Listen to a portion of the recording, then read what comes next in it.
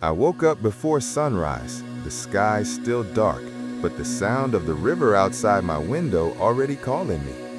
Today was the day I would finally explore the mountain trails I have been dreaming about for years.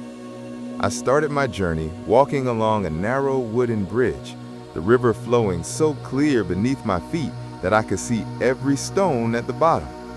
The cold air touched my face, and for a moment, it felt like the world had paused, just for me. As I climbed higher, the forest opened up. Sunlight broke through the trees like golden threads. I saw small wooden houses tucked between the hills, smoke rising gently from their chimneys.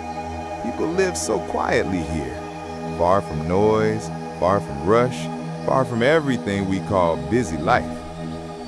By afternoon, I reached a viewpoint that almost made me stop breathing. Endless green mountains rolled like ocean waves, and little villages looked like tiny dots in the distance. I set up my camera, not to record a vlog, but because I wanted to freeze that moment forever. Then came the lake, silent, blue, untouched. The reflection of the mountains on the water looked more real than reality itself. I walked along the shore, recording every step, speaking softly so the wind wouldn't drown my voice. It felt like the world had turned into a storybook, and I was inside it. As the sun began to set, the sky turned orange, then pink, then purple. I stood on a cliff edge and watched the colors melt into night. That moment taught me something. Travel isn't just about seeing places. It's about finding pieces of yourself along the way.